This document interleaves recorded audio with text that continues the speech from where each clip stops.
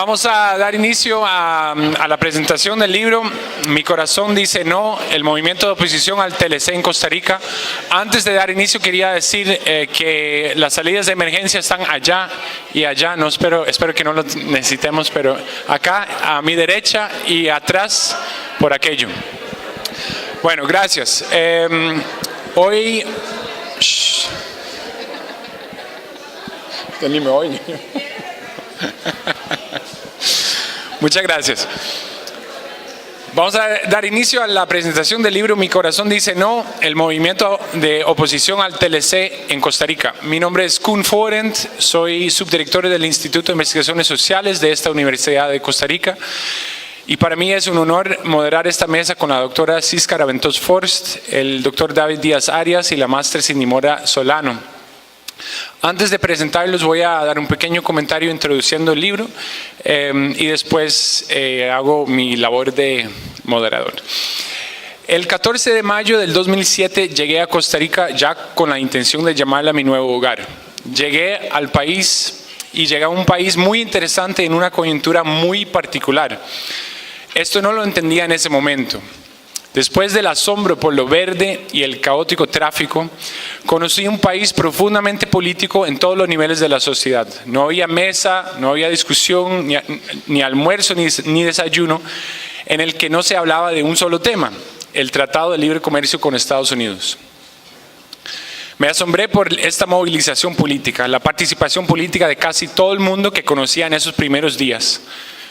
Si bien no entendía el fondo de todas las discusiones por falta de manejo del idioma o por falta de información sobre el contexto, entendía que estas discusiones venían del corazón. Había amistades que se congelaron un par de años. Había discusiones apasionadas, con voces levantadas. Había teatro, expresiones artísticas, había canto. Había muchas horas de trabajo no remunerado de personas para poder sostener y expandir la movilización. Y había una unión casi sin precedentes entre la academia y la sociedad civil. Todo parecía basarse en el respeto por las diferencias, del cual el propio movimiento era producto, y el amor por una visión del país que iba en otra dirección de lo que se había previsto desde los altos rangos de la política tradicional. También aprendí sobre el papel de la universidad y del Instituto de Investigaciones Sociales en particular, con el cual me vinculé muy pronto después de mi llegada, y su papel en fomentar la discusión con base en investigaciones sólidas y rigurosas. Y porque compartía el fondo del movimiento, formaba parte del movimiento. Todo me parecía fascinante. A mí me gustaba mucho esa Costa Rica que conocí en ese momento. En los años después me di cuenta que el movimiento del no fue la norma, que fue una coyuntura muy particular en la historia costarricense y que la participación política, entendido en su definición más amplia, alcanzó niveles que después del referéndum no he visto más.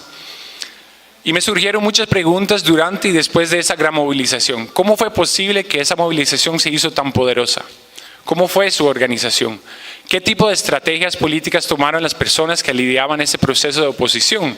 ¿Y cuáles eran las voces más importantes y qué decían? El libro de Cisca viene a contestar muchas de estas preguntas. Es la culminación de un proceso investigativo largo que debemos celebrar, aunque el movimiento del no al final no ganó. También creo y espero el libro constituye una referencia para las aulas y para la sociedad en general sobre un momento clave en la historia de un país que tiene una trayectoria de definir, por bien o por mal, sus propios términos de desarrollo. Sirve como memoria para futuras generaciones sobre qué pasó y el gran potencial de la movilización política a futuro. Imagínense que las personas que votarán por primera vez en 2022 tenían apenas 3 años cuando salió el Memorándum del Miedo. Cisca entonces nos presenta una joya que debemos preservar, pero preservar exponiéndola en todos los espacios posibles. Hoy celebramos entonces esa Costa Rica que me gustaba de ese primer momento, pero sin querer ser aguafiestas y sin menospreciar la importancia de recordar un movimiento de hace una década. En estos días también estamos un poco de luto por una página totalmente negra en la historia del país que se escribió hace 3 días. Hubo el sábado pasado una movilización, otra movilización en el país, una inspirada por el odio, la discriminación, la xenofobia y el racismo. El Instituto de Investigaciones Sociales denuncia fuertemente los actos de violencia, repudiamos las incitaciones al odio, las provocaciones y actos hostiles en contra de las personas que desde hace años conviven y aportan con su trabajo a nuestro país y a las personas que recientemente ingresaron. Si hubo en ese momento un movimiento del no al TLC, debe haber ahora también un rotundo no a la xenofobia, el racismo y la discriminación. Nos preocupa mucho que han circulado noticias e informaciones falsas sobre la población inmigrante en este país. Instamos a la paz, a la paciencia y a la capacidad de diálogo. Compasión sí, pero siempre con el respeto que caracterizó la Costa Rica del periodo del que escribe nuestra CISCA.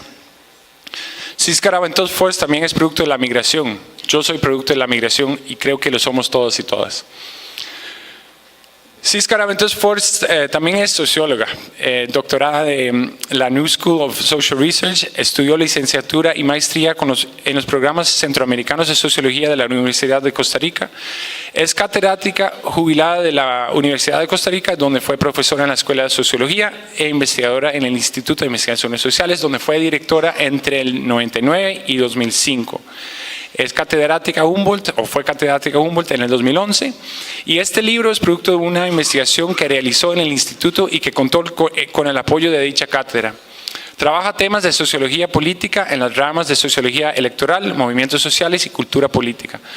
Participó como universitaria en el debate público sobre el TLC en el 2004, como activista en el Comité Patriótico de Sabanilla en el 2007 y en el Comité de Formación del Comité Patriótico Nacional en el 2008 y 2009. Además, me acompañan dos personas más en la mesa, que son dos comentaristas de lujo, quienes van a tener cada uno 30 minutos máximo para su comentario sobre el libro de CISCA. Tenemos aquí a David Díaz, doctor en Historia por Indiana University Bloomington en Estados Unidos. Es profesor catedrático y director del Centro de Investigaciones Históricas de América Central, el CIAC, de la Universidad de Costa Rica, y ha ganado varios premios nacionales por su trabajo sobre una diversidad de temas en la historia de Centroamérica en general y Costa Rica en particular. Tenemos también a Cindy Mora, socióloga, investigadora del Instituto de Investigaciones Sociales, integrante del programa Nuevas Formas de Acumulación, Distribución y Desigualdad del mismo instituto. Ha trabajado temas vinculados a movimientos sociales, movilizaciones y acciones colectivas de protesta. Actualmente es profesora de la sección de Sociología de la Escuela de Estudios Generales. Y bueno, CISCA ya la introduje. Entonces CISCA, después de las dos intervenciones, va a tener 10 minutos, 15 minutos máximo para hacer un pequeño comentario. Y después ojalá podamos contar con su aporte y sus comentarios y sus preguntas para una discusión muy rica. Y yo a partir de este momento me callo.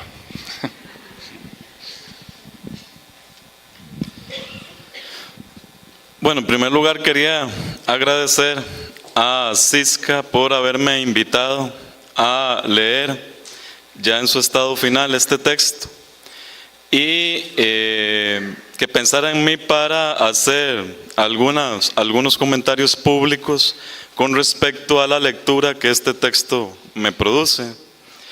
Y bueno, al mismo tiempo, junto con ustedes, felicitarla por este valioso texto que hoy ve la luz y que realmente parte de lo que quisiera argumentar es que ese texto no solo advierte algunas de las vías de enfrentamiento que construyó la sociedad costarricense internamente después de las movilizaciones del Combo ICE, sino que también, me parece, y así voy a tratar de argumentarlo, el libro de CISCA está de alguna manera reflejando parte de las demandas insatisfechas y parte de los enfrentamientos identitarios que se suscitaron en aquel periodo y que nos han dado como resultado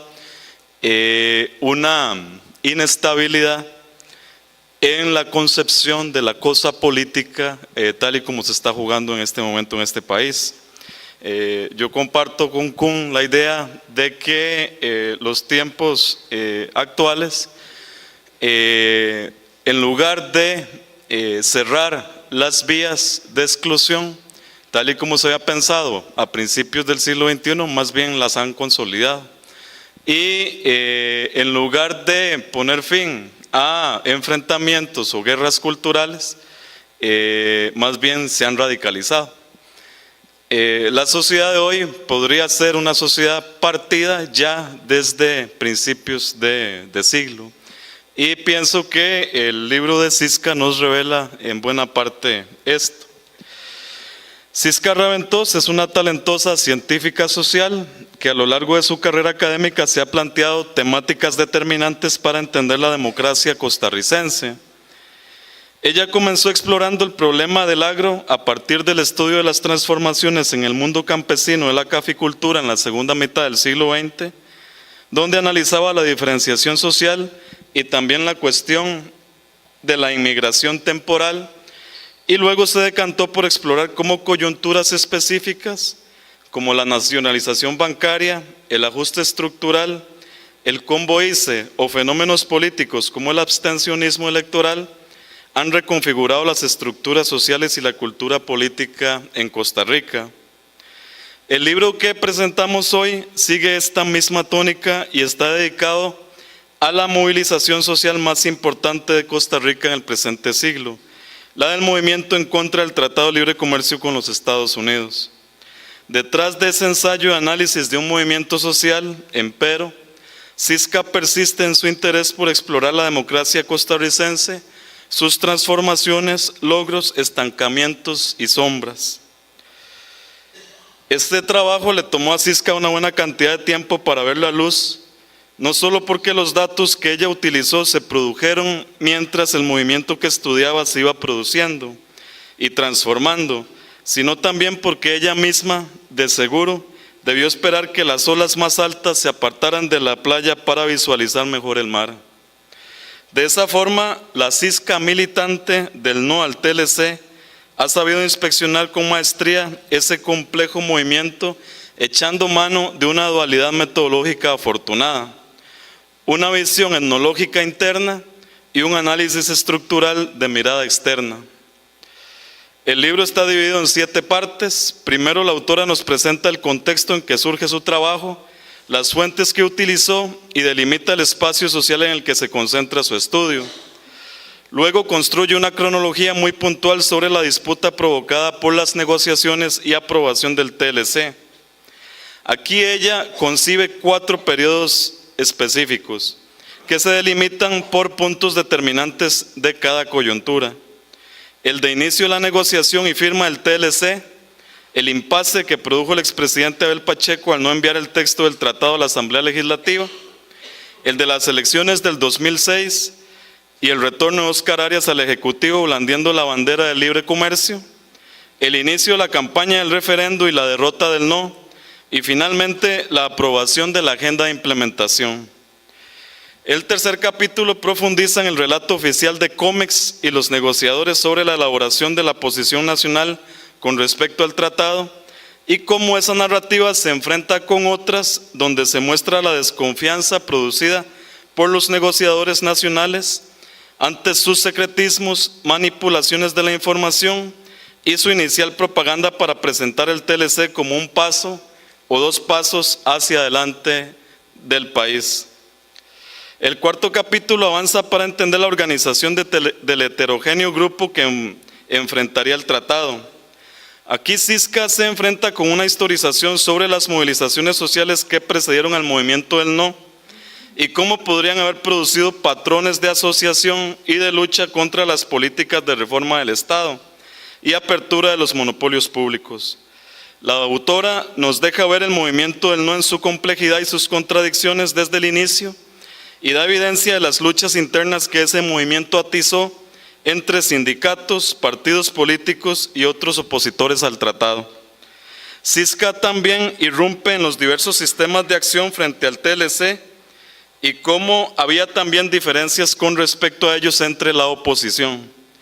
El capítulo 5 aborda la Constitución, el perfil y las acciones de los comités patrióticos, mientras que el sexto se enfrasca en un renovado análisis de experiencias de activistas de esos comités y la manera en que esas voces dan luces sobre motivaciones e insatisfacciones de personas específicas sobre el movimiento del no.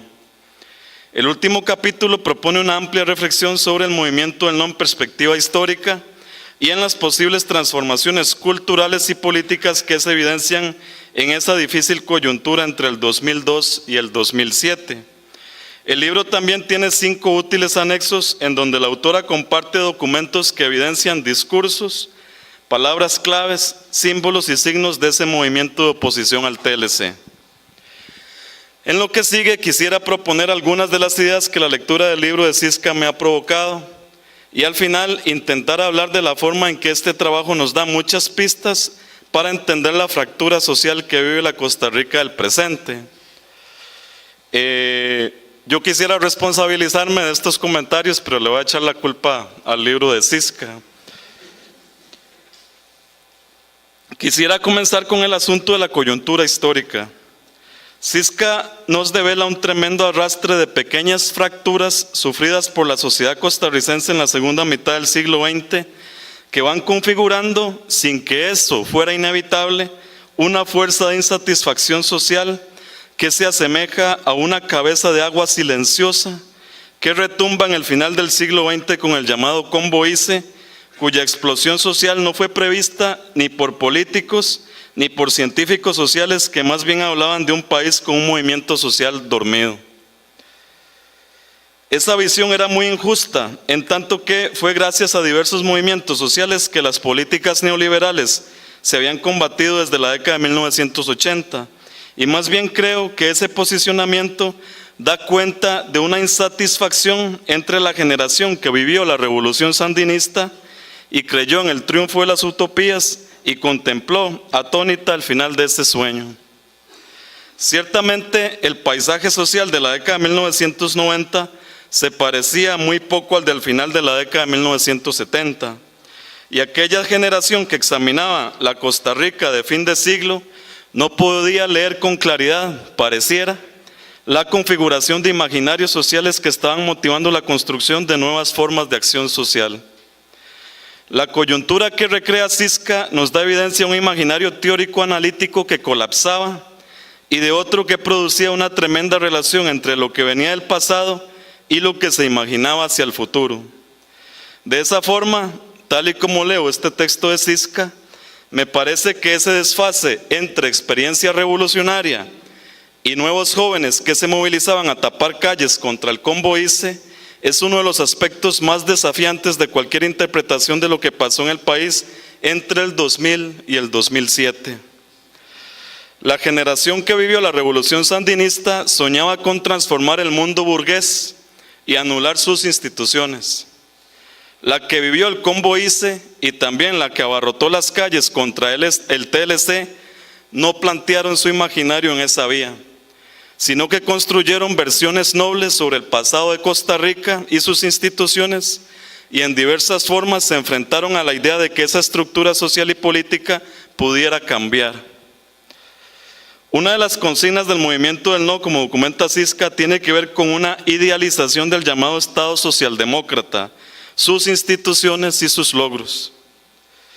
Esto es particularmente interesante. En el movimiento contra el Combo y en el del no al TLC se vislumbran asociaciones simples entre monopolio del Estado de las telecomunicaciones, por ejemplo, y la idea socialdemócrata del bienestar de las mayorías, entre un Estado útil a la ciudadanía gracias a sus sistemas escolares y de salud y el derecho popular a tener acceso a ambos servicios de forma democrática.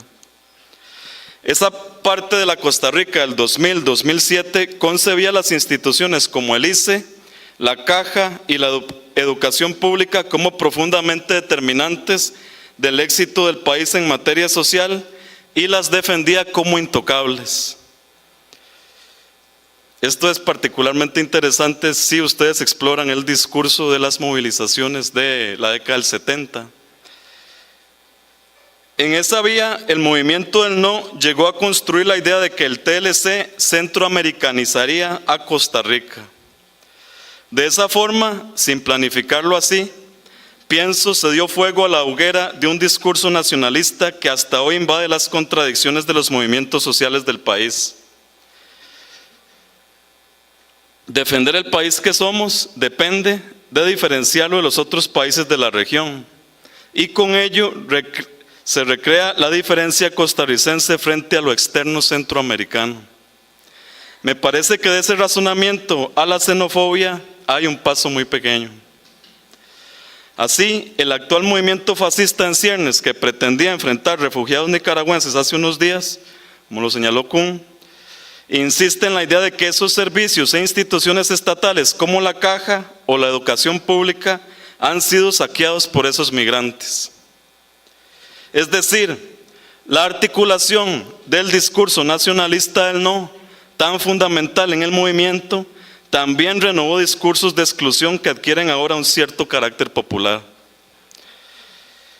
La cuestión de la cultura política desentrañada por Cisca es también inquietante porque en su análisis de los comités patrióticos, ella descubre otra ruptura entre la política de antaño y la vivida de forma diferente en la primera década del siglo XXI.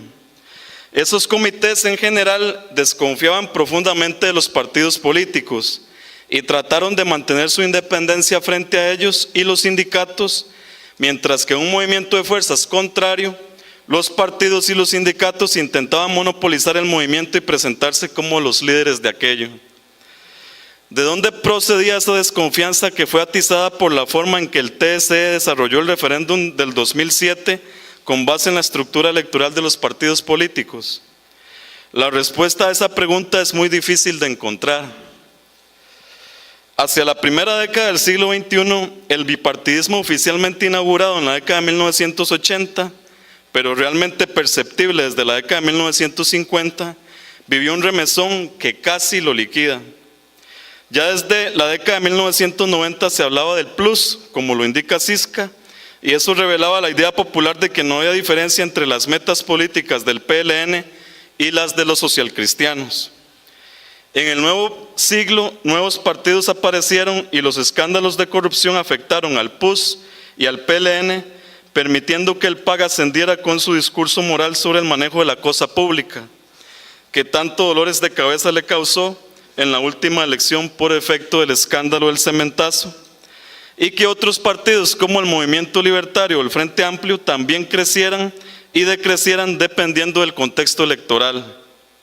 En ese marco apareció como un problema determinante el aumento del abstencionismo, algo que también ha estudiado Cisca, mientras que una buena parte del electorado se volvió muy volátil. Solo comparar las elecciones del 2014 y las del 2018 y los resultados a diputaciones que obtuvo el Frente Amplio, muestra no que el electorado castigara a ese partido, como he leído que algunas personas han señalado, sino que Restauración Nacional se llevó a ese electorado. Es bien interesante ese cambio entre algo que apunta a centro izquierda y algo que apunta hacia la ultraderecha. Y es el mismo porcentaje de votos y casi el mismo número de diputados tiene Restauración Nacional que el que tuvo el Frente Amplio. Eso es bien interesante también en temas de constatación de cuál tipo de ideología mueve a ese electorado volátil.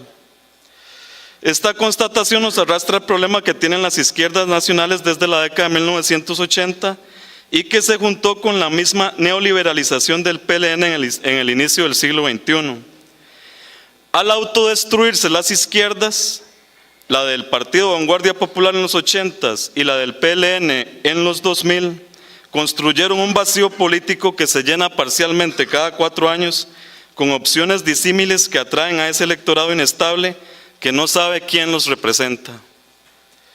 Esto ya lo mostraba el movimiento del no, como bien lo examina Cisca.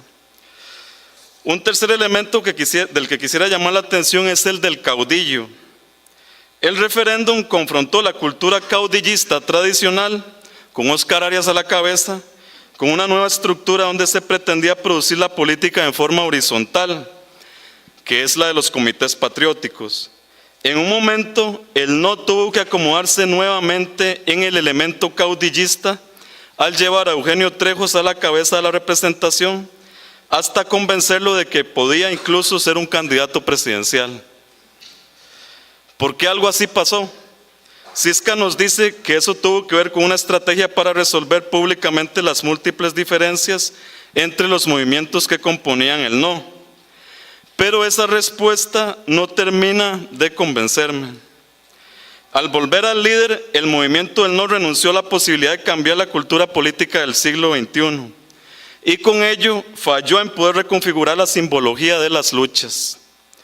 En esa vía se entiende perfectamente que de repente apareciera la imagen de Juan Rafael Mora Porras en los carteles de protesta y que fuera también el contexto en que un grupo se organizó para oficializar esa figura como el campeón de la libertad costarricense. De esa forma, la pérdida de la lucha contra el caudillismo llevó a una nueva institucionalización de una historia caudillista oficial del país que sigue definiendo el gobierno presente hasta hoy. De hecho, la figura de José Figueres fue también renovada en los últimos años y aparece como la de un hombre fuerte que podría resolver todos los problemas sociales, económicos y hasta culturales del país. Obviamente eso pasa por la idea de mano dura y de autoritarismo que implica el caudillismo. Me ha parecido muy atrayente el intento de Cisca de comparar las movilizaciones contra el Combo y contra el TLC con aquellas de la década de 1940 que en alguna medida yo he explorado. Claro que entiendo que ella puso eso ahí para que yo picara el anzuelo, pero voy a tratar de evitar esa tentación. Lo único que quisiera notar es lo siguiente, que podría motivar el diálogo con la autora. La década de 1940 fue una década de transformación social y política en relación con el pasado liberal en muchas vías y de composición de un movimiento social de clase trabajadora que fue aniquilado por la Guerra Civil de 1948. La década del 2000 fue similar en ese sentido. Enfrentó el pasado con la narrativa de futuro oficial del TLC y terminó sepultando al movimiento más prometedor tanto por las vías institucionales, la del referéndum, como en su posible organización de la lucha social. En ese sentido, pienso que el 48 y el 2007 son puntos de inflexión que muestran la fuerza del conservadurismo costarricense. Aquí hay algo también particularmente interesante que tiene que ver con la salida institucional que representó el referéndum. Cuando yo leí eso, recordé el cuento de Kafka, Ante la ley, en donde el individuo prácticamente no tiene posibilidad de llegar a la justicia. En cierta medida, al construir la opción del referéndum, la organización social se convirtió en una voluntad individual. Y eso despedazó muchos de los discursos, pienso, que se estaban construyendo desde la visión del no. Pero le dejo también eso a Cisca como pregunta. Una última cosa, entre muchas más, que me despierta este valioso libro, es el del asunto del monopolio del recuerdo de los movimientos sociales. De varias formas, las luchas más importantes, las de las últimas décadas examinadas por Cisca, es decir, la del Combo ICE y la del no al TLC, han sido olvidadas y no han logrado institucionalizarse ni en términos de la celebración en el calendario de las luchas sociales, ni en términos de dominio de sus enseñanzas en la estructura de la memoria. De esa forma, son movimientos anteriores, por ejemplo la lucha contra el COA, los que siguen dominando esa memoria y recreando la idea de que el costarricense es pasivo y contrario a los movimientos sociales. Este asunto también tiene una naturaleza generacional y de poder que debería ser discutida. La generación de 1948 y la generación de Alcoa ascendieron y dominaron respectivamente las instituciones públicas y lograron con eso institucionalizar sus relatos de lucha. La generación anti-Combo y anti-TLC no lo ha hecho. Es más, muchos de los jóvenes que participaron de esos movimientos fueron condenados a no tener ni educación universitaria y a trabajar básicamente en call centers. ¿Qué nos dice eso nuevamente sobre la cultura política anterior y la revelada por los comités patrióticos que examina Cisca? Este libro de Cisca debería estar destinado a ser ampliamente discutido por científicos sociales, por dirigentes sociales y por sus bases y por estudiantes de secundaria y universitarios. Ojalá ocurra así y no que pase lo que ha estado pasando, que el mundo virtual le gana la carrera a la lectura. Este libro nos devela una parte de la Costa Rica que hemos sido y de la que somos parte, y nos da vías para evidenciar las complejas dicotomías del presente y las contradicciones de las que también somos parte. La última elección presidencial, las luchas aplazadas por el Ejecutivo y por muchos diputados de la actual Asamblea Legislativa y de la Sala Cuarta, la xenofobia galopante, la puesta en duda de la ciencia, la lucha contra programas de sexualidad, la lucha contra el matrimonio igualitario, los discursos de violencia contra las mujeres, los discursos de aniquilación del otro, como por ejemplo las feministas, y otros de esos fenómenos están en la cicatriz social y política creada a inicios del siglo XX. Leer el libro de Cisca brinda muchas herramientas para ver cómo podríamos proceder quienes pensamos que las ciencias sociales tienen todavía un compromiso que va más allá de las aulas. Por eso, muchísimas gracias a Cisca por este texto.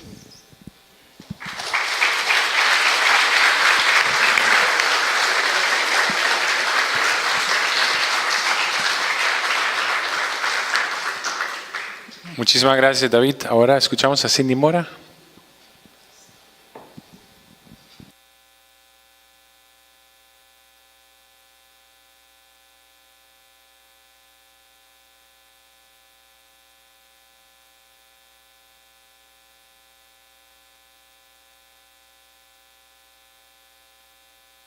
Para empezar, un comentario al texto que discutimos hoy.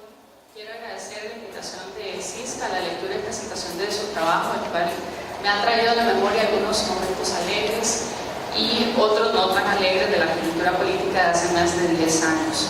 Yo he estructurado mi comentario en dos partes. La primera se encuentra destinada al aporte académico del texto presentado y la segunda a los nudos problemáticos para el trabajo político que nos deja el libro de Cisca. En la primera parte, referida a la dimensión estrictamente académica, quiero resaltar el aporte del texto Mi corazón dice no, en el marco de una línea de trabajo fundamental para la investigación en el Instituto de Investigaciones Sociales. Esta línea de investigación se encuentra dedicada al estudio de las acciones colectivas de protesta, las distintas formas organizativas y los movimientos sociales, y se ha visto enriquecida, al menos en los últimos 10 años, por el aporte de muchas personas que han estado vinculadas a nuestro instituto, como lo son Alejandro Alvarado, Mercedes Álvarez, Gloriana Martínez, Paul Almeida, Jenny Reiner, claro está Cisca Raventoso y una serie de becarios y becarias que se han incorporado a nuestros programas de investigación en el eje temático de protestas, movimientos populares y movimientos sociales. Esto sin hablar del trabajo que han realizado distintos investigadores e investigadoras de universidades públicas, solo por mencionar algunos que tienen textos relevantes en el estudio de los movimientos sociales, como Mauricio Mengíbar y Patricia Alvarilla. En ese sentido, es importante subrayar que este trabajo, producido con recursos públicos de nuestra universidad en un contexto en donde las universidades somos sumamente cuestionadas por lo que le costamos al país en términos económicos, posee un gran valor en cuanto nos ayuda a comprender estos fenómenos sociopolíticos desde una perspectiva académica, aunque no es solo desde la perspectiva académica, como lo señalaré más adelante. Lo que quiero subrayar es que desde mi lugar leo este texto como una pieza fundamental del tejido de conocimientos que vamos construyendo institucionalmente para comprender nuestros conflictos, nuestras formas organizativas, nuestros logros y nuestros fracasos políticos. Y logros y fracasos políticos deben leerse entre comillas, ¿verdad? Hay todo un debate en teoría de movimientos sociales sobre cómo entender un logro y cómo entender un fracaso político. En ese sentido, el texto Mi corazón dice no tiene un gran valor en cuanto invita a la reflexión analítica de los movimientos sociales, lo que nos lleva a alejarnos de una lectura romántica de las formas organizativas de las que somos o podemos ser partícipes, con el fin de que el trabajo realizado en las universidades tenga no solo valor académico, sino valor político. En lo personal considero que este no es un ejercicio sencillo, dado que en muchas ocasiones el análisis político de los movimientos sociales da como resultado una imagen de nosotros mismos que puede agradar a unos, pero al mismo tiempo puede disgustar a otros. No obstante, justamente en esto reside el aporte del trabajo que realizamos en este tema en nuestras universidades. Alejarnos del romanticismo político es un ejercicio fundamental para la comprensión de los movimientos sociales, y el texto Mi corazón dice no, por su naturaleza anfibia, como lo llama Sisca, siguiendo a María Estela Esbamba, es un ejemplo de ello. Ahora, en la segunda parte de mi comentario quiero hacer referencia al aporte de esta investigación en cuanto a nudos temáticos específicos presentados en el trabajo. Quien lea el texto escrito por Sisca se va a encontrar con un recuento de la coyuntura política vivida en el contexto de negociación, discusión y aprobación del Tratado de Libre Comercio entre Centroamérica, República Dominicana y Estados Unidos. Esta coyuntura estuvo caracterizada por el secreto de las negociaciones del tratado, la conformación de la Comisión de Notables en la administración de Abel Pacheco de la Espriella, las diferencias en torno al mecanismo utilizado para dirimir el conflicto por el TLC, es decir, las diferencias por el referéndum, la aprobación del reglamento del referéndum, las marchas multitudinarias, la creación, reproducción y difusión de conocimientos sobre el tratado, las disputas por el corazón del no, las múltiples formas organizativas construidas en ese periodo, los problemas de financiamiento del movimiento del no, el papel del Tribunal Supremo de Elecciones, el memorándum del miedo y otros elementos que muestran que nuestra cultura política se encuentra estructurada por el secretismo, el ocultamiento de la información, la promoción del miedo y la institucionalización de los conflictos regulados de manera desigual. Es decir, el autoritarismo da forma a nuestra cultura política. Sin lugar a dudas, el trabajo de Sisca constituye un aporte fundamental para la memoria de este periodo.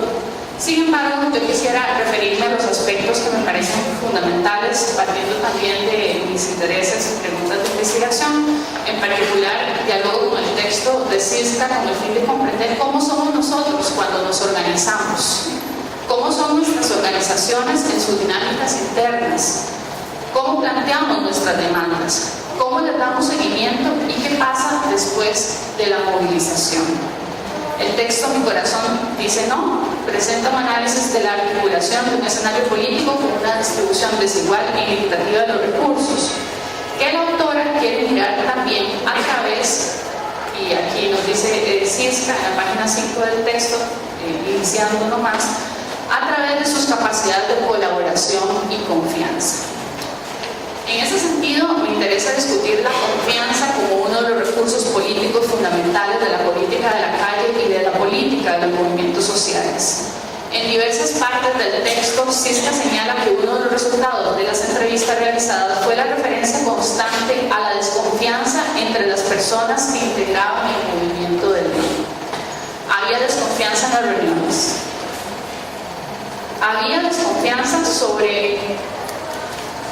mediaba la desconfianza para poder operativizar cosas, dice una de las personas entrevistadas. Comillas, había desconfianza sobre lo que quería sacar cada quien del proceso, si los partidos buscaban salir fortalecidos, si la gente estaba avanzando en las candidaturas a diputado. Al final no había confianzas mínimas, cierro comillas. También había desconfianza en los comités patrióticos porque estos tenían, comillas, la percepción de que los partidos querían controlarlos y capitalizar el movimiento con fines electorales. Había desconfianza de todo el movimiento del no hacia los sindicatos. En ese sentido, mi pregunta al texto de Sisca y también a las personas que se encuentran el día de hoy acá y que han sido partícipes de este proceso es la siguiente. Siendo la confianza uno de los recursos políticos fundamentales de cualquier proceso organizativo, ¿por qué tenemos tanta desconfianza entre nosotros mismos? ¿Por qué nos cuesta tanto crear vínculos en donde la confianza entre nosotros sea uno de los ejes articuladores? Y esto me lleva a plantear un segundo punto para la discusión, más allá de la coyuntura del TLC. ¿Cómo podríamos reconstruir la confianza para darle forma y sostener nuestros proyectos políticos? El texto de Cisca nos habla de dinámicas internas en donde el intercambio y el encuentro fueron posibles. Entre personas, vecinos y vecinas que no se conocían, pero también el texto da cuenta de comités patrióticos en donde el machismo, el adultocentrismo y el autoritarismo marcaron los procesos organizativos del TLC. Incluso en el texto se hace referencia a la conformación de comités patrióticos de personas jóvenes, quienes constituyeron estos comités aparte como estrategia para lidiar con dinámicas viciadas por el autoritarismo. Lamentablemente en el trabajo esto no se expone con profundidad, pero sin duda estos elementos constituyen obstáculos centrales en la construcción de vínculos entre nosotros. La pregunta que me surge, porque este es un hallazgo de otros procesos políticos, de otras investigaciones que han analizado otros procesos políticos, es qué están haciendo las organizaciones formales o no formales para trabajar esas matrices culturales, patriarcales, adultocéntricas que terminan minando las dinámicas internas y las propias organizaciones. El tema de la confianza o la desconfianza se encuentra directamente relacionado con el tema de la representación política. Como se señala en el texto, después del referéndum, con la desconfianza instalada y el sabor amargo de los resultados, lo viejo de las nuevas formas organizativas se hizo presente en las dinámicas políticas. Es por ello que Cisca se pregunta si realmente los comités patrióticos constituyeron una nueva forma de hacer política. Uno podría argumentar que son nuevas formas organizativas que en algunas ocasiones tuvieron viejas formas de hacer política. En los comités había significativas diferencias respecto al momento después del referéndum.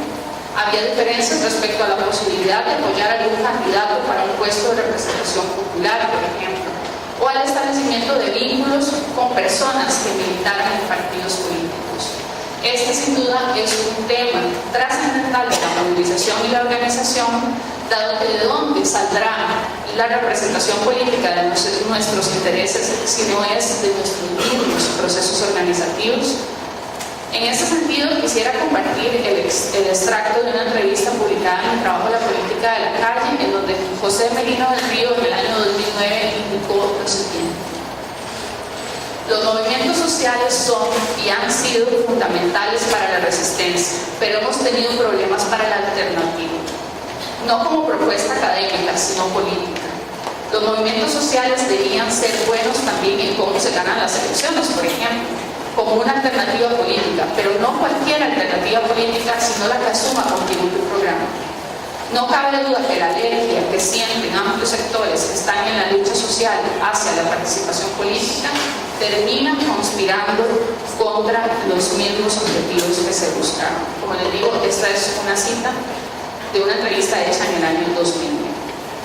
En este tema habrá muchas diferencias y es probable que no vayamos a estar de acuerdo. Y debo aclarar que no estoy sugiriendo que todo movimiento social debe terminar situado en el plano electoral. Por mis procesos de investigación sé que el tránsito de la calle a la institucionalidad no es un tema sencillo de procesar. Nada más me permito contarles un dato que me parece relevante en el contexto político actual, el contexto en el que se publica este tema. El 22 de julio de 2017 se realizó en la Plaza de la Democracia la manifestación A mis hijos los educo yo, a la que asistí como parte del proyecto de investigación en el que participo en la Universidad Nacional. Esta manifestación se realizaba en contra de los programas de educación para la fertilidad y la sexualidad del Ministerio de Educación Pública. Un elemento interesante de esta manifestación, convocada por el bloque evangélico de la Asamblea Legislativa, fue que la mayor parte de las personas que participaron en los discursos en la tarima señalaban que su proyecto político tenía como objetivo formar docentes, médicos, abogados, profesionales en general, que llegarían a ocupar puestos importantes en la Defensoría de los Habitantes, la Asamblea Legislativa y la Presidencia de la República. Como les digo, la manifestación fue el 22 de julio de 2017. La campaña electoral no había iniciado formalmente. La posibilidad de que pensáramos en ese momento de que las elecciones nacionales se disputarían en segunda ronda entre Carlos Alvarado del PAC y Fabricio Alvarado del Partido de Restauración Nacional era impensable, como también lo era el hecho de que la Asamblea Legislativa iba a estar conformada de la forma en la que estaba. En este sentido, quienes hemos venido trabajando el tema de los movimientos sociales, hemos podido vislumbrar las tensiones y conflictividades existentes entre el plano organizativo y el plano institucional. De allí quisiera preguntarle a Cisca, a partir de su investigación, ¿qué elementos de la cultura política impiden el establecimiento de puentes entre la movilización y la institucionalidad? ¿Por qué en estos sectores movilizados hay un rechazo tan profundo hacia la política electoral? ¿Por qué resulta tan conflictivo el tema de la representación política? Y en el caso de la coyuntura del TLC, ¿cómo se explica? ¿Esto se explica por la frustración y el dolor de la derrota, o hay otros elementos de la cultura política operando en este proceso que lo trascienden? A partir de mi lectura del texto de Cisca, en este momento de la coyuntura política, miro la conformación de la Asamblea Legislativa y pienso que sin duda, en términos políticos, es necesario atender esta parte de nuestro trabajo político, que otros grupos, como los grupos conservadores, por ejemplo, han vivido de una manera distinta. Finalmente, me parece que en esta coyuntura donde siempre estamos escuchando cómo se organizan nosotros, cómo se organizan los sectores conservadores, cómo se organizan el vínculo entre iglesias y partidos, el texto de Cisca nos invita a hacernos responsables de nuestras propias formas organizativas y de lo que hemos hecho y de lo que hemos dejado de hacer en términos organizativos para limitar o contrarrestar el avance de los grupos conservadores. Finalmente, a mí me parece que el texto permite hacer esa mirada introspectiva. A pesar de las dificultades organizativas, la investigación de Cisca nos muestra que la defensa del Estado de Derecho se encuentra anclada a experiencias concretas de Estado. Los datos recabados en la investigación muestran que una generación que tuvo experiencias de Estado concretas, que creó vínculos institucionales con ese Estado y que tuvo posibilidades de movilidad social, fue que se opuso al combo del ICE en el año 2000 y al TLC en el año 2007. En este sentido, dado que la investigación cuenta con un trabajo de campo que consultó más personas adultas que jóvenes, mi pregunta para Cisca o para una próxima investigación es ¿qué significa el Estado de Derecho hoy para la población joven? ¿Y cómo se incorporará esta población en la defensa de un Estado que a lo mejor ya no ha conocido ni va a conocer? Esa es una de las grandes dudas que me deja el texto. Finalmente, quiero concluir mi comentario con una preocupación sobre la memoria política. El año pasado, con un grupo de compañeros y compañeras del IDESCO de la Universidad Nacional, presentamos los resultados de la encuesta a 10 años del referéndum del TLC, percepciones de sus implicaciones sociales, económicas y políticas. Uno de los datos más sorprendentes para quienes participamos en el estudio fue que 10 años después de su realización, de la muestra representativa seleccionada, solo 17% de las personas encuestadas recordaban el memorándum del miedo escrito por Kevin Casas y Fernando Sánchez. Y es importante señalar un dato metodológico. Se encuestaron personas que para el año pasado tenían 28 años o más, con el fin de que hubiesen tenido edad de votar en el referéndum del 2007. Entonces, para decirlo de una forma más objetiva, 81% de la población encuestada no recordaba el memorándum y 2% no respondió a la pregunta. Desde esta perspectiva, considero que el trabajo de Cisca es fundamental para la educación política, para el trabajo político de la memoria, más aún hoy que Kevin Casas es una persona notable, en una cultura política de profunda impunidad como lo es la nuestra. Por lo que quisiera preguntarle a Cisca cuál es el plan para difundir este trabajo, si se ha pensado en organizar encuentros que permitan contribuir en el proceso de educación política para combatir la desmemoria y la notabilidad de ciertos personajes políticos, pero más aún para trabajar con personas jóvenes. En el 2015 pude participar en un foro sobre los 20 años de la huelga del Magisterio Nacional de 1995, organizado por educadoras de la Asociación Nacional de Educadores y Educadoras ANDE. Uno de los aspectos que más me impresionó fue ver que 20 años después, las y los educadores guardaban el mismo enojo e indignación en su posición. Si 20 años no son nada, 10 son menos. Si se organizara algún trabajo de difusión del material, sería interesante indagar qué pasó 10 años después con esos comités patrióticos. ¿Qué pasó con las organizaciones y las capacidades organizativas? ¿Qué pasó con las personas jóvenes que participaron en ese momento? Ese proceso político está aún por contar. La esperanza que nos dan estos trabajos, no todo es desesperanzador, la esperanza que nos dan estos trabajos es que las formas organizativas se diluyen, pero las capacidades organizativas y los aprendizajes no. El corazón del no sigue latiendo. Este ha aparecido en las movilizaciones en contra del debilitamiento de la Caja Costarricense de Seguro Social, en contra de la represión de la protesta y justo hoy en convocatorias contra la xenofobia. A partir del libro de Sisca, yo diría que el reto se encuentra en la construcción de formas organizativas menos autoritarias, con prácticas más inclusivas de género y etarias, capaces de manejar la diferencia, porque finalmente lo más importante es cómo manejamos lo que nos diferencia y no lo que nos une, y pensando las formas de construir vínculos con la institucionalidad. Muchas gracias a Sisca por la invitación y a todos ustedes yo les invito a comprar el libro y lo más importante a leerlo. Ojalá este sea un insumo para fortalecer nuestros proyectos políticos. Muchas gracias.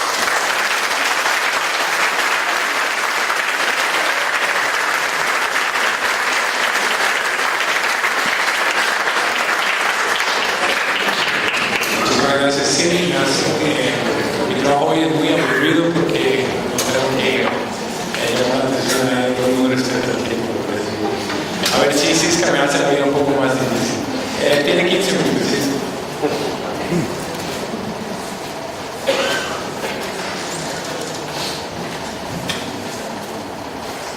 Bueno, muchísimas gracias a David y a Cindy por los comentarios y muchas gracias a ustedes por estar acá.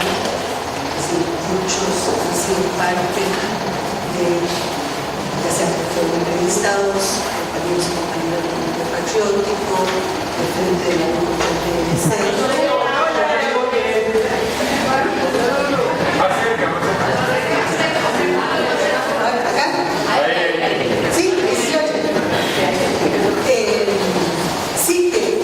bueno, el agradecimiento de que todos ustedes estén acá y de que en realidad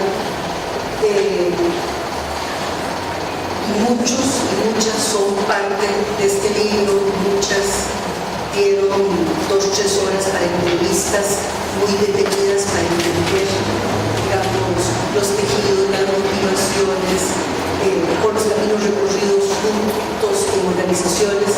Entonces, estoy muy contenta de eso, estoy muy contenta también porque me ha costado mucho escribir, es decir, no hubiera atrevido a estar aquí 11 años después. Y entonces, bueno, quisiera, digamos, como la otra cosa es que este libro surge del interés por documentar y por un poco por lo que decía David de lo que han sido los temas de investigación que me han fascinado, es por el terror que se nos escapen las vivencias, que se nos escape lo sucedido. Es decir, a mí me da mucha lástima los historiadores que tienen que trabajar con documentos del pasado, ¿verdad? Porque es claro que en esos documentos queda como una partecita muy chiquitita de lo vivido, una partecita muy chiquitita de las experiencias. Entonces, este libro es un esfuerzo por hacer eso, por tratar de rescatar experiencias de personas que vivieron el movimiento y que no se nos escapan, porque el tiempo se los lleva. Por otro lado, creo que Silvia apunta a un tema muy central en esto de la confianza y la desconfianza. Es decir, creo que es un nudo duro a explorar en nuestra cultura política y especialmente en relación a lo que decían al final, de cómo ser más inclusivos y ser capaces de manejar las diferencias, es decir, identificar lo que es común y lo diferente. Yo creo que una de las cosas que hace que este movimiento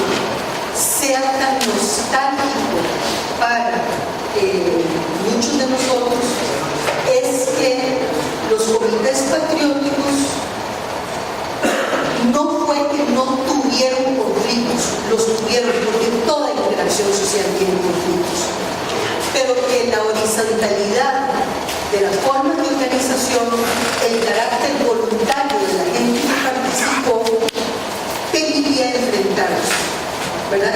Ya fuera porque se iban cambiando conductas autocéntricas o discriminación hacia las mujeres, digamos, que hicieran el refrigerio, muchas personas discutían, lo que fuera. Es decir, también era un espacio lo suficientemente abierto para que mucho de esto se enfrentara. Y eso es probablemente lo que dejó un arraigo como afectivo muy fuerte en quienes lo vieron. Sí, fueron espacios que construyeron confianzas, en muchos casos duraderas. Las desconfianzas surgían más con los políticos, con los sindicatos, y yo creo que es una parte muy importante de lo que señala David y donde él señala que mi respuesta no es convincente, y yo coincido en por qué él no pudo constituirse en alternativa política.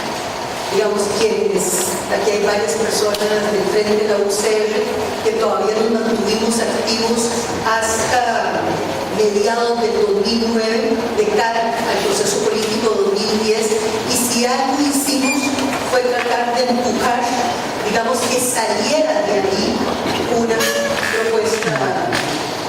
propuesta política que permitiera generar una representación, y no fue posible, ¿verdad?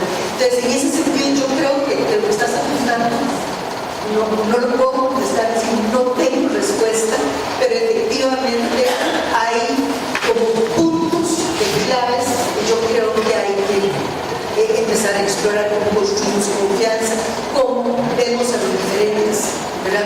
Cómo incorporamos la diferencia en la construcción política, cómo procesamos las diferencias y avanzamos sobre ellas. Yo creo que ahí tenemos una gran cantidad de números, que tenemos muchas tareas pendientes, todas y todos.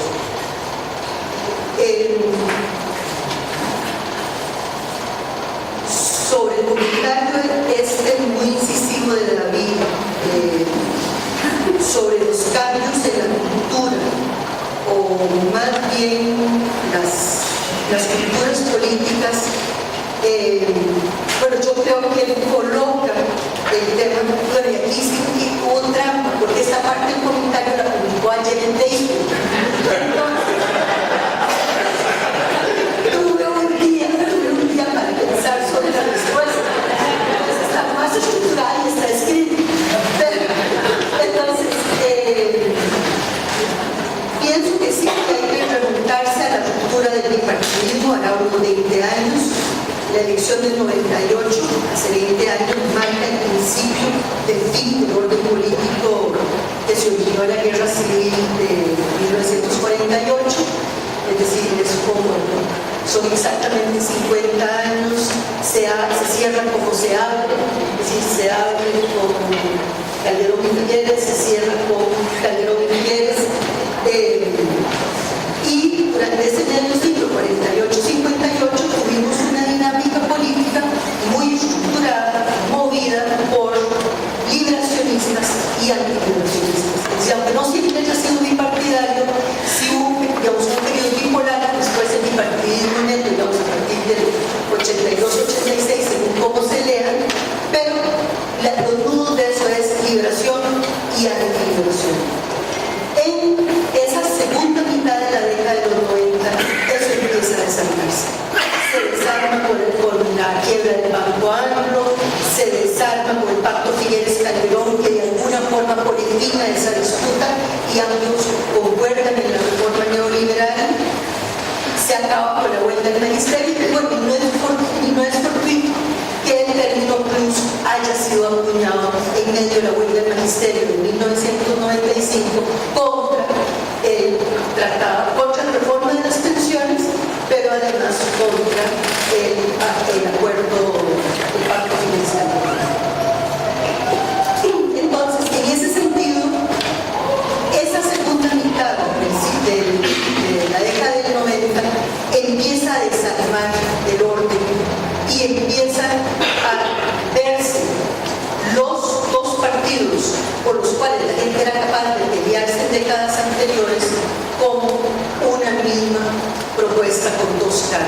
y una propuesta excluyente, digamos, que además debilitaba y ponía fin a instituciones públicas cuando el Estado se identificaba con el desarrollo del bienestar en las décadas anteriores. Entonces, bueno, el desgaste se expresó primero con el aumento de la abstención en el 98, que es una cosa muy interesante. En el 98 no se cae en el partidismo porque no hay alternativa, pero lo que hace la gente frente a la falta de alternativa, a pesar que hay 7 o 8 otros partidos, es no ir a votar. Entonces casi se duplica la abstención, pasó de 18 a 80%. Después, a partir del 2002, aparece el Partido de Acción Ciudadana, aparecen otras propuestas, y tal vez una cosa que hay que remarcar de eso es que la estrategia, digamos, de posicionarse en el campo político por parte del PAC fue la lucha contra la corrupción, fue el ataque a las personas, digamos, a las otras alternativas políticas como corruptas. Entonces, no solo eran neoliberales, sino que además eran corruptas. En estos 20 años entonces se fue rompiendo el vínculo de la sociedad con los políticos.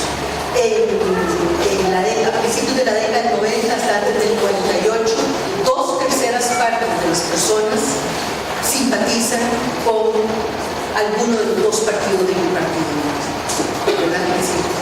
Tenemos 2/3 partes y 1/3 o simpatiza con alguna otra fuerza o no le interesa la política o se abstiene. Hoy tenemos exactamente el cuadro inverso. 1/3 parte de las personas simpatizan con algún partido y 2/3 partes andan por la lucha. ¿De acuerdo? Entonces eso le da una enorme volatilidad y una enorme impredictibilidad a los procesos electorales, que es lo que hemos estado viendo en las últimas elecciones. Sin embargo, a partir, digamos, de las elecciones de este año, las de febrero y las de mayo, y ahora los fenómenos que están surgiendo, tengo la impresión de que este desgaste de los partidos políticos ha generado al menos dos culturas políticas muy diferenciadas. Y lo que me parece más terrible es que me parece que están estrechamente asociadas a los procesos de aumento de la desigualdad social. Entonces tenemos a la Costa Rica educada con procesos de habilitación ciudadana, como todas las personas presentes, liberales, digamos, en términos de valores, pro patrimonio igualitario, de distintos niveles pro derechos a decidir, ¿verdad? Y por otro lado, para este tipo de población, que también en estudios internacionales se demuestra, el no tener una simpatía partidaria no es terrible, porque se cuenta con los recursos cognitivos para tomar los recursos de educación como para tomar decisiones coyunturales en el momento. ¿De acuerdo? Entonces, el hecho de que las personas no tengan una simpatía partidaria no les limita su participación política, ¿verdad? Si finalmente decidirán unos días antes de las elecciones que tal vez mejor de forma práctica votar por tal porque opinan, ¿verdad? Y opina de tal forma en relación a tal tema que es el cargo político. En cambio, hay otra cultura política, que es la cultura política que además que duró, la cultura política de los excluidos, la cultura política de quienes no encuentran oportunidades en el sistema, ¿verdad? Que para quienes la cultura del bipartidismo rompió como la carta de navegación, es decir, las lealtades partidarias eran firmes, y lo que generó fue una especie de orfandad política. Quiero contar una anécdota de estas elecciones. Andaba volanteando en un recado aquí en New York, y entonces una señora me dice: qué dicha que vino, porque bien que yo no entiendo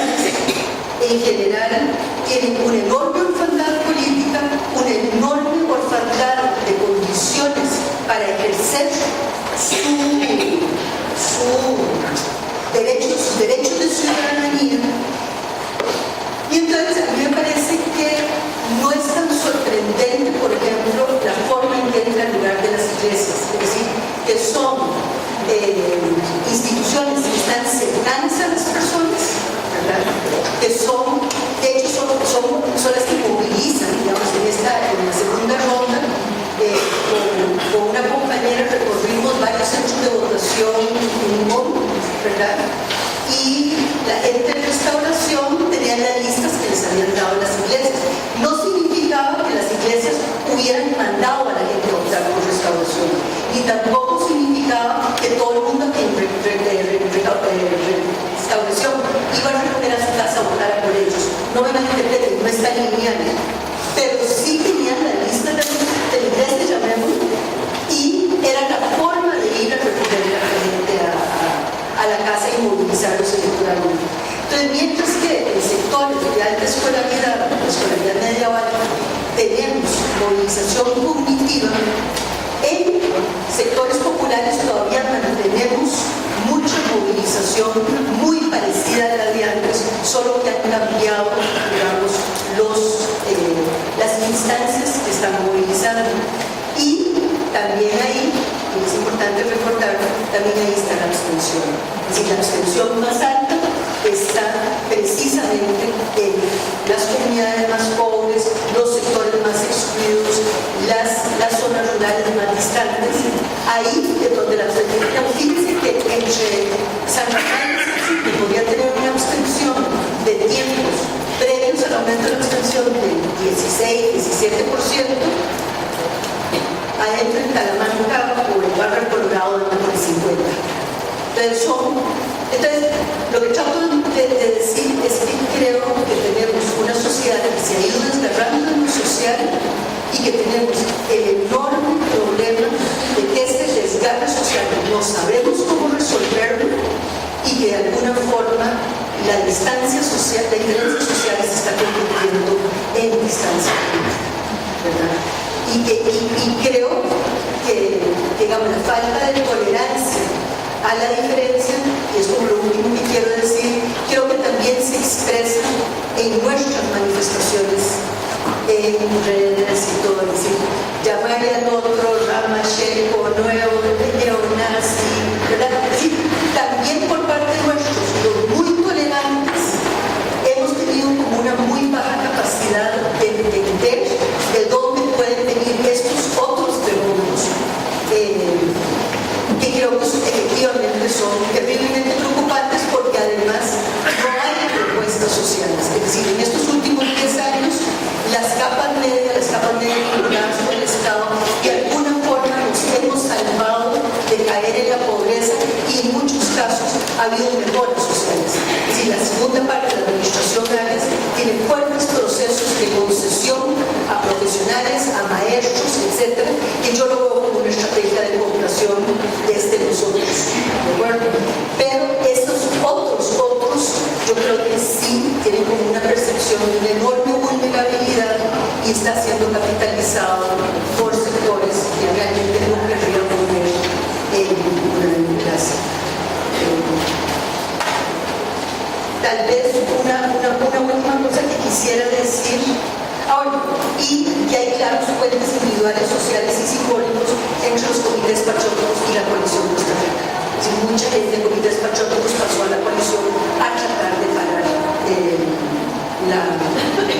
la posibilidad de ganar la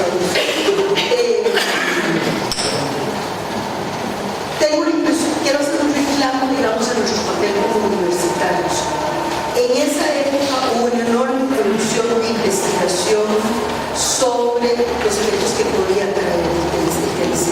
Para los 10 años, CONADE encomendó al Estado de la Nación hacer un balance de lo que había pasado y encontró que la investigación prácticamente se detenía en el 2007. Es decir, perdimos y dejamos de investigar los efectos. Y yo creo que ahí tenemos una tarea pendiente. Es decir, ¿qué ha pasado con esa Costa Rica durante estos 9 o 10 años del TLC? Y creo que es una tarea que tiene Cindy de las universidades públicas con fondos públicos. Eso sería básicamente, y muchísimas gracias por estar aquí.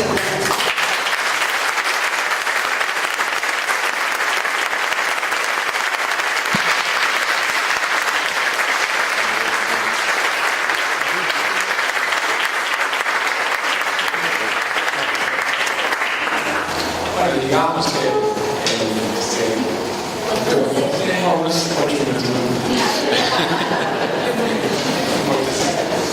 ok, ahora tenemos un espacio para comentarios, anécdotas, preguntas, discusión. Tenemos a Freddy y Adrián, que tienen el micrófono. Entonces, por favor, levanten la mano. Vamos a tomar unos 4 o 5 reacciones. Y después le damos la palabra a Cisca para responder brevemente. Traten, por favor, para que tengamos todos y todas la oportunidad de intervenir. Si no, no. Vamos a tener un comentario breve en la medida posible. Una señora ahí atrás. ¿No? Perdón, puedo tomar un par de manos nada más para tener una idea de quién quiere comentar y después. Perfecto. ¿Usted plantea que uno de los elementos que hace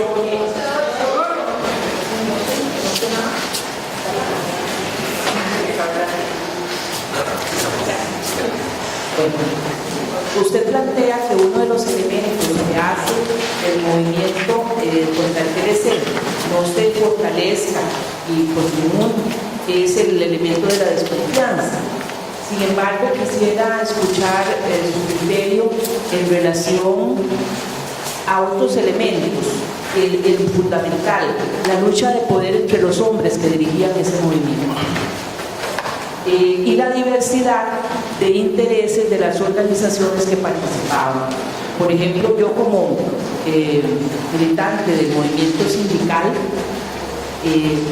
sabemos que el movimiento sindical cede, por así decirlo, el liderazgo del movimiento a los académicos representados por Eugenio, y es una deuda histórica que en el movimiento sindical sentimos que no hicimos el papel relevante que pudimos haber hecho en aras de esa conciliación que no resultó bien. Gracias, la señora en azul. Después aquí adelante, después tenemos acá atrás. Buenas noches. Oye. ¿Así? Bueno, ahí.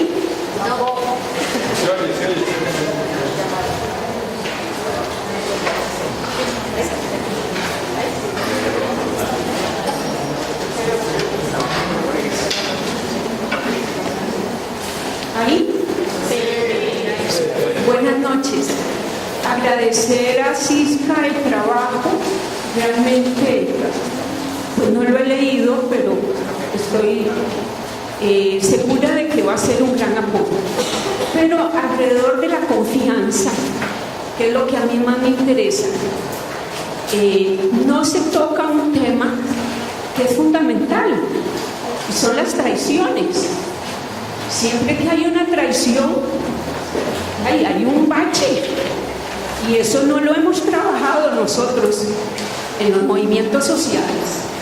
Se habla de la huelga del 95, que todavía está viva. Está viva porque es una traición que no se ha trabajado. Yo podría darles la mitad de la noche hablando de traiciones políticas.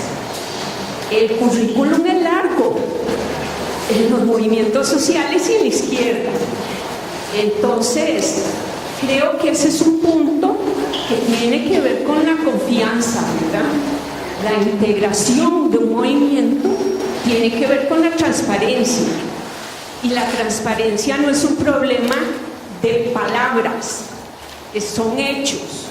Las negociaciones, excepto en el combo, que lo vimos todos y lo vivimos, yo nunca lo olvidaré, la cara de aquellos cuando les exigieron sentarse a negociar frente a las cámaras de televisión. Es la única vez que el país entero vio una negociación. Eso se llama transparencia.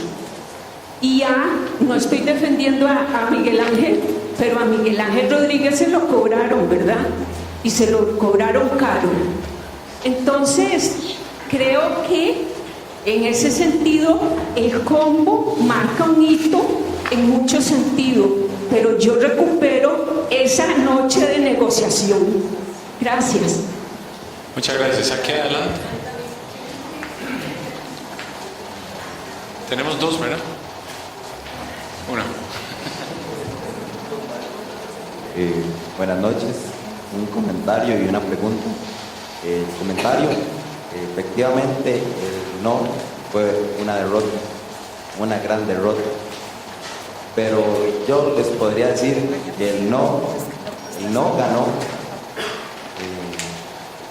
en los barrios, el no ganó en las calles, el no ganó en las comunidades. El único lugar donde el no ganó fue en la boca del presidente del Tribunal Supremo de Elecciones. Y me parece tal vez igual o más grave que el memorándum del miedo, el voto de censura que se le hizo a esta universidad, de esa misma institución. Aún así, lastimosamente, esta lucha se dejó perder, tal vez para respetar la institucionalidad de una democracia ficticia, o como diría tal vez Ana Cristina Rossi Lara, la democracia del chanchullo. Aún así, yo en ese momento, en el momento del referéndum, era un niño y no tenía conciencia, pero me hubiera encantado participar de esa gesta heroica. Y así deberían sentirse todos y todas los que participaron en ese movimiento como héroes y heroínas, porque salieron a defender a su pueblo.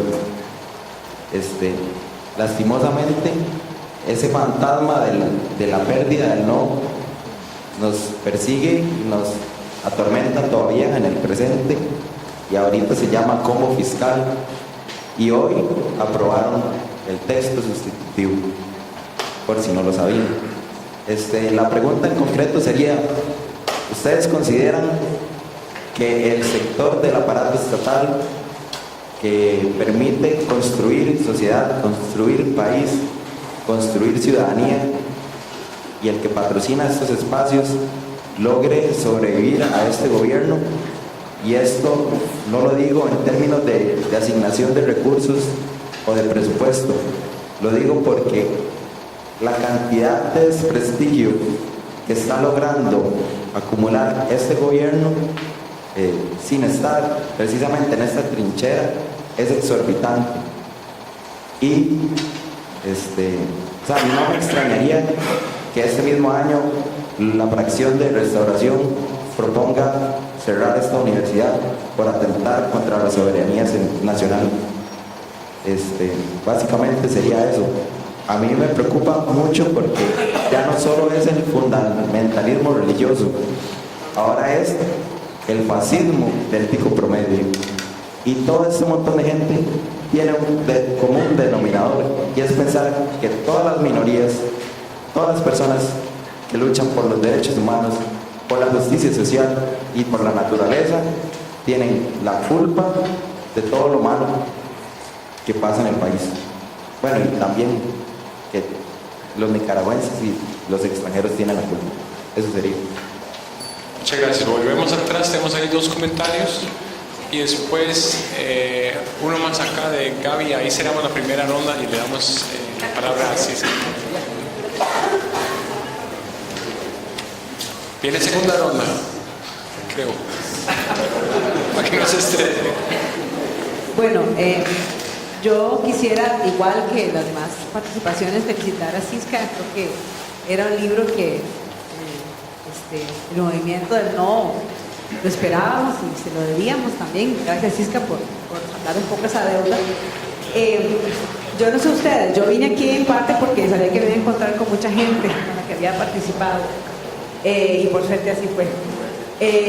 Así que me parece que el movimiento del no y toda esta lucha tuvo una gran emotividad, ¿verdad?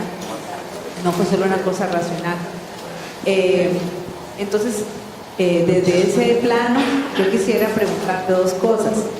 Primero, ¿cuál consideras, a partir del libro Cisca, que ha sido el papel de la afectividad precisamente en esa imposibilidad de construir tejido, y lo que planteaba la compañera Cindy sobre la organización política? Y dos, que si querés la contestar, si querés no, porque es más personal, siendo militante de ese proceso, ¿verdad? ¿Cómo fue ese proceso de armar el libro? ¿Qué fue cómo fuiste dirimiéndote personalmente conforme los hallazgos, ¿verdad? Porque había un compromiso también como afectivo, supongo, ahí. Pues, ¿cómo lidiaste también con eso? Muchas gracias. El señor.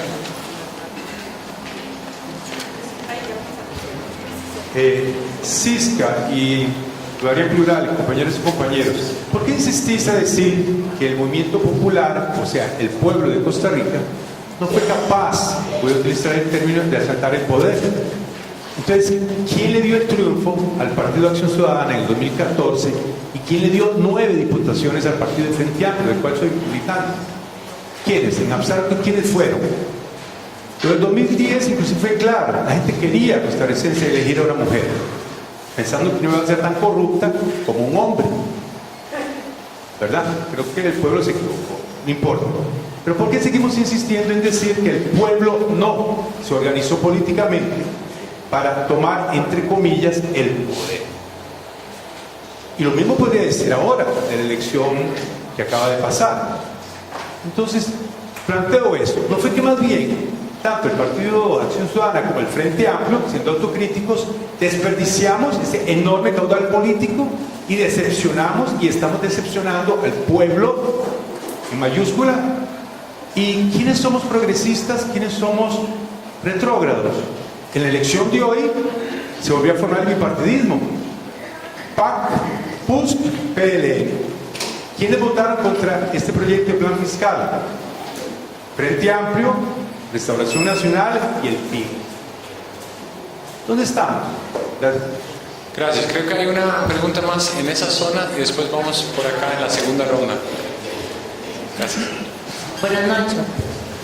No, mi inquietud va un poco más a lo global y menos a lo específico, porque yo viví el combo y el no en Nicaragua, entonces la vivencia coyuntural no la tengo. Pero sí tengo una duda pensando en el movimiento político de Costa Rica de todo el siglo XX y esta parte. Somos un país de coyunturas. Somos un país que no ve procesos largos. Cada vez que perdemos algo nos caemos. No hacemos largos procesos de lucha. Eso yo creo que es muy importante a la hora de tratar de construir una sociedad. Nosotros no hemos deconstruido la sociedad costarricense incluso de los primeros 50 años del siglo XX. O sea, cambiamos del quítate tú para ponerme yo al quítate tú para ponerme yo partidariamente. Antes eran don Cleto González y don Ricardo Jiménez, después fueron Liberación Nacional y bueno, lo que fue calderonismo, Unidad Social Cristiana y todo lo demás. Y hay una cosa que me llama mucho la atención. Entre 1970, bueno, y antes, entre 1940 y 1947, y 1970 y 1982, el movimiento de izquierda, Pueblo Unido, Partido Comunista Nacional, existía. Tuvimos diputados, tuvimos gente. No se toma en cuenta, ni siquiera se menciona. Seguimos hablando del bipartidismo cuando hubo un momento en que hubo una tercera fuerza que tuvo importancia política, tal vez no electoral. Y eso, yo creo que no hemos construido una visión de sociedad como proceso. Y eso para mí creo que es muy importante, creo que Cisca lo menciona en algún momento de este proceso. Muchas gracias. Bueno, le damos la palabra a Cisca. Le voy a decir que tiene 1 minuto para que tome 5 para contestar.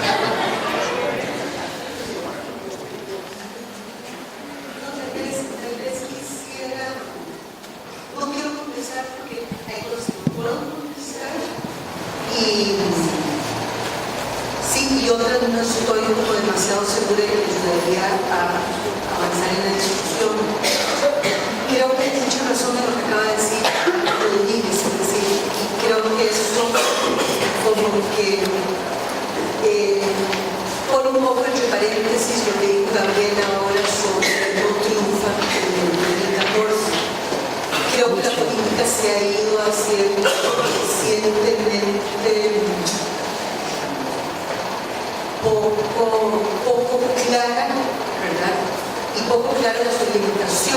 digamos, decir que la alianza PAC-PUS es el no lo es, ¿verdad?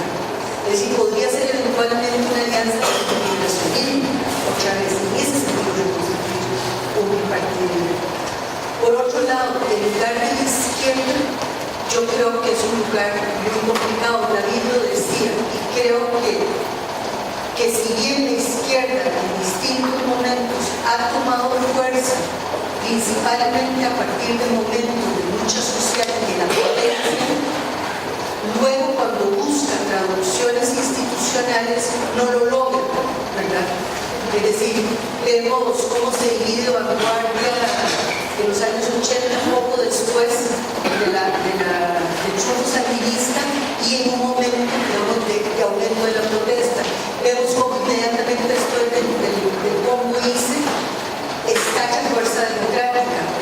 Entonces tenemos una izquierda que yo creo, y estuve en una defensa de candidatura esta semana, de Sofía Cortés, en mi historia, que va a analizar la década de los 80 y la izquierda de la década de los 80, y estoy muy esperanzada de que pueda salir de ahí.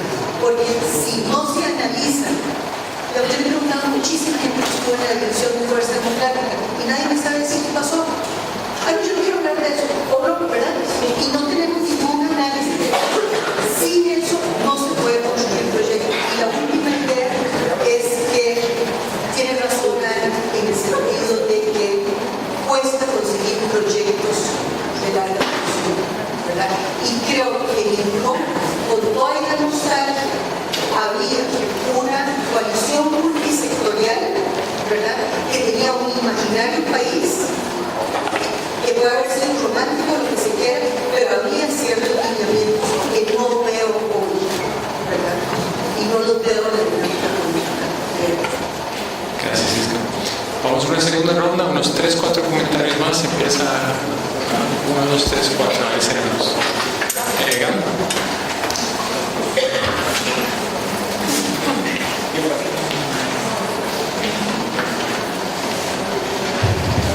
Muchas gracias. Felicidades, Isca, por el libro y espero leerlo pronto. Quiero hacer 3 preguntas que tal vez no están directamente relacionadas con el libro, porque no lo he leído, pero sí con el tema que estamos discutiendo y que me gustaría dejarlas planteadas para conversaciones posteriores. Me interesa mucho saber si te hiciste, si no lo hiciste, si alguien no está haciendo un análisis de la resolución del Tribunal Supremo de Elecciones sobre el caso de Kevin Casas y Fernando Sánchez. El análisis de esa resolución que nos libera de responsabilidad y cómo contribuye esa resolución al estado actual de las cosas, al que siempre se refería, ¿no?, devolverle la potabilidad política a estas figuras. Luego el análisis sobre el proceso posterior a perder el referéndum, pero la lucha dentro de la Asamblea Legislativa con la agenda de implementación, que no se explica necesariamente el proceso que ocurrió ahí adentro con lo que sucedió afuera con los comités patrióticos en la movilización específicamente al referéndum. La lucha se extendió ahí por casi 2 años más hasta que terminara la agenda de implementación. Pero eso estuvo bastante distanciado de los procesos, digamos, de movilización popular. Luego que la falta de evidencia sobre los impactos del TLC en las diferentes áreas de seguridad social ha contribuido justamente a la producción de esta narrativa del ya pasó y no pasó nada, ¿no? Esa falta de evidencia facilita el discurso de estos sectores que insisten en decir que las amenazas que nosotros veíamos en la actuación del TLC eran exageradas o básicamente afirmaciones falsas. Y luego el análisis de cómo el proceso de concertación que se convocó en el gobierno de Miguel Ángel Rodríguez fue parte de la conformación de condiciones de posibilidad para que luego viniera el combo, la movilización contra el combo de ICE. Es decir, es un proceso previo que fracasa, pero nunca más ha habido una convocatoria, un proceso de concertación como ese, nunca más. Se pasó del proceso de concertación, que en efecto le costó muy caro a Miguel Ángel Rodríguez, a las comisiones de notables. Entonces, el secuestro de esta forma de participación popular, y que lo reproduce ahora el gobierno de Carlos Alvarado, justamente integrando una figura como Kevin Casas en esa conformación de comisión de notables. Es decir, que me parece que hay algo interesante, hay que analizar cómo Y finalmente, la discusión sobre la agenda de mínimos y la agenda de máximos. Las agendas de mínimos tienen un poder de aglutinación muy limitado. Las agendas de máximos tienen la posibilidad de aglutinar con disciplinamiento y casi que con una vocación de trabajo sacrificial. Y yo creo que eso es clave en analizar cómo los grupos conservadores logran proyectos políticos muy rápidamente, muy ambiciosos, con efectos concretos, y por qué procesos más diversos, con agendas de mínimos, con más contradicciones internas, no logran pasar a proyectos de expresión política tan exitosos. Y me gustaría que no sé si ahora o en otro momento, explorar eso, ¿no? Porque la fe es un aglutinador de máximos, no de mínimos. Y gracias. Gracias. El señor aquí adelante, después allá y después allá cerramos. Sí, primero que nada, quiero felicitar a la autora por la valentía de asumir esa tarea cuando no es un artículo que anda muy abundante en estos tiempos. Quería hacer un par de observaciones, de anotaciones al margen. Como muchos estuvimos muy involucrados en ese momento y tuvimos grandes expectativas, y en efecto sentimos lo que era una derrota, y una derrota en el largo plazo, es decir, en la larga duración, porque en efecto así fue. Por supuesto que como no he podido todavía tener el trabajo, pues no podría eso es obvio que no voy a aventurar ninguna reflexión sobre él. Me parece que el tema de los medios de comunicación es importantísimo, y del ejercicio del periodismo en este país, que se va degradando cada día más en todo el manejo de las situaciones políticas, y se evidenció en esa lucha, por ejemplo, cómo el gobierno tenía más acceso y a más medios de comunicación, es decir, había todo un coro, mientras que, por ejemplo, los recursos de que pudo hacer acopio el movimiento del no, pues eran el semanario Universidad, y el semanario Universidad le tocaba en solitario hacer aquella, y fue el que hizo en solitario la defensa, la denuncia, quiero decir, del tema de Kevin Casas y el memorándum del miedo. Pero ¿hasta qué punto eso pudo calar más allá? Ese es el problema por el tipo de lectores. Ahora, en estos 10 años se ha magnificado el papel de las llamadas redes sociales. Bueno, ¿y qué tan pensante estará la población y qué tan lectora? Yo no estoy tan convencido de que leer en pantalla sea mejor. O sea, yo todavía defiendo los libros, que me gustan los libros que se venden en la feria del libro, y no como ese Chip que hay que leer libros electrónicos y esas carajadas. No estoy tan convencido que la gente esté leyendo a profundidad lo que ve en el Facebook, etcétera. Yo creo que la gente no está leyendo, pero sí se anima a emitir juicios con una ligereza tremenda. Eso ha venido cambiando muchísimo a lo largo de estos 10 años. Bueno, yo diría que mejor, prefiero dejarlo aquí y felicitar a la autora por el trabajo. Muchas gracias. 2 comentarios más, les ruego ser concisos. Acá el señor con barba y allá atrás. No, bueno, era el de adelante. ¿Usted tenía un comentario? No. Ah, bueno, ok. Ya no soy señor. Gracias a Cisca por este libro, ¿no? A mí, que yo siendo un colegial en el tiempo del TLC, que no entendía nada de política, cuando abrí el libro me pareció una locura imaginar que Mi corazón dice no podía sonar a bolero, ¿no? Entonces yo quería como insistir en esto que decía tanto Cindy como David sobre la monopolización del recuerdo en los movimientos sociales, y lo digo por un interés muy particular que tengo. De pronto me parece que la generación que luchó en contra del combo y que luchó en contra del TLC no logró instalar una memoria de esto. Yo sé que evidentemente es muy posible que hayan tomado algunos espacios de poder, pero no siento que exista una memoria, al menos grupal dentro de la universidad sobre esto. Es cierto lo que dice David, ¿no? La generación de Alcoa tomó puestos de poder y monopolizó el recuerdo, pero la generación de Alcoa hizo esto siendo estudiantes. En 1971 inventaron la conmemoración de eso que ellos habían hecho, que fue además también una generación y tienen una memoria y realizaron protestas profundamente machistas dentro de su organización y su configuración del recuerdo. Entonces a mí me surge como más un porqué, ¿no? ¿Por qué si Alcoa también fracasó en términos, digamos, de poner esto en blanco y negro como fracaso y victoria? Alcoa también fracasó como fracasó el movimiento del TLC. ¿Por qué no se instaló esto en la memoria colectiva? Yo tengo algunas hipótesis, pero quisiera saber bien qué pensar, Francisco. Gracias. Gracias. Vamos con el último comentario y le damos la última palabra a Cisca. Bueno, gracias, felicitaciones igual a Cisca. Tal vez yo quisiera empezar con el comentario con el que arrancó el presidente Carlos Alvarado de la campaña. Él decía que este país debía superar el debate entre neoliberalismo y estatismo.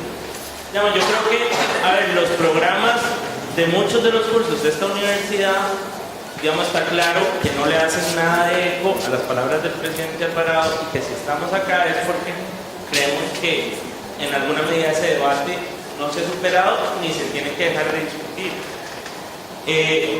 Pero sí me gustaría preguntarle a Cisca cómo cree ella que deberíamos canalizar, este debate y cuáles son los retos que nos plantea ese debate. Y segundo, el tema de la movilización de los años 40 y, de la década del siglo XXI.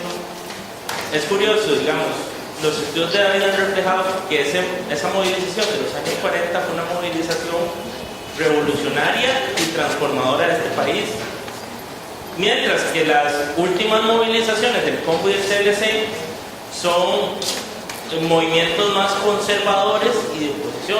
Conservadores en el sentido de que queremos conservar la caja, la educación gratuita, y que los revolucionarios son la derecha, hasta el punto de posicionar, grabar la educación superior pública, pero bueno, ¿cómo nos va mejor? ¿Cómo movilizarnos con una agenda conservadora o con una agenda revolucionaria? Bueno, muchas gracias. Viendo que también hay una pequeña movilización hacia afuera de esta aula, yo creo que tenemos que ir como cerrando. Le damos la palabra a Cisca y a David y a Sidney brevemente, cada uno un minuto y algo, y ahí cerramos este minuto. Creo que más No, ese es otro problema. No, ese es otro tema. Ese es otro tema. Ojalá que les vayan con las medidas para la inclusión. Tienen que saber. Quiero contestar la pregunta de Lima que se me había ido antes. Ha sido un esfuerzo enorme, tratar de no hacer un movimiento discriminatorio. Es decir, y parte de este supuesto de lo que dijo Cindy, tratar de ser intelectual indígena, de moverse entre la academia y la política, pero que responder a la academia en sus propios términos.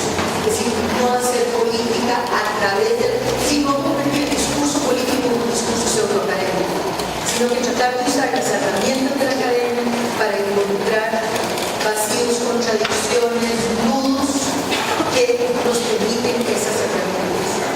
Y decir que el libro no termina, toda la gente que lo leyó antes de publicarla me decía, pues no lo puedes dejar así, tienes que hacer algún cierre. Y nadie dijo, no puedo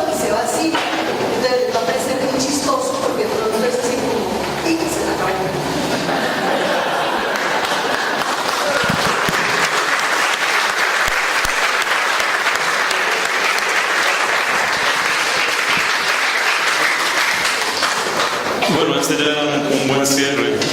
Solo dos cosas, porque yo creo que es muy difícil contestar todas esas preguntas. Ya la profesora Gabriela Arguedas ha señalado que incluso tenemos un faltante muy importante de información para poder hacer eso. Solo dos cosas. Una es el asunto que planteó Cindy sobre la confianza. Yo creo que la cuestión de la estructuración del poder político en Costa Rica no se ha basado en confianza, sino en lealtades absolutas. Y el que se sale de las lealtades absolutas es castigado o castigada. Y la estructuración de los partidos está basada en esas lealtades absolutas, igual los sindicatos. Sin decir además que la continuidad en las cabezas de esas instituciones, a veces por décadas, tampoco ayuda mucho a este asunto de visualizar las posibilidades democráticas dentro de esas estructuras. Eso, me parece, tiene que ver con una estructuración muy patriarcal de la política costarricense. Domina el de arriba y los demás obedecen. Oscar lo decía muy bien en un comentario hace unos días. Decía que antes era más fácil porque uno reunía a los diputados y les decía lo que tenían que hacer. Y lo otro es el asunto de que el recuerdo es muy complicado. Solo voy a decir una cosa. La derrota fue una derrota muy significativa, pero porque fue una derrota institucional. Es decir, este movimiento no tuvo la posibilidad de desbocarse, como si lo tuvo el combo contra el ICE, y sí la tuvo también la movilización contra el COA, se desbocaron. Entonces podían celebrar y recordar ese momento de ruptura. En cambio, el referéndum nos dejó a todos como cuando se tira el penal y se queda uno con el gol en la boca, ¿verdad? Porque lo atajó el portero o la botó. Es decir, ese asunto de resolverlo a partir de una votación rompió todas las posibilidades de poder construir un vínculo entre eso y un recuerdo del proceso. Muchísimas gracias. Ahí cerramos. Me dijeron hace como media hora que había un café, no va a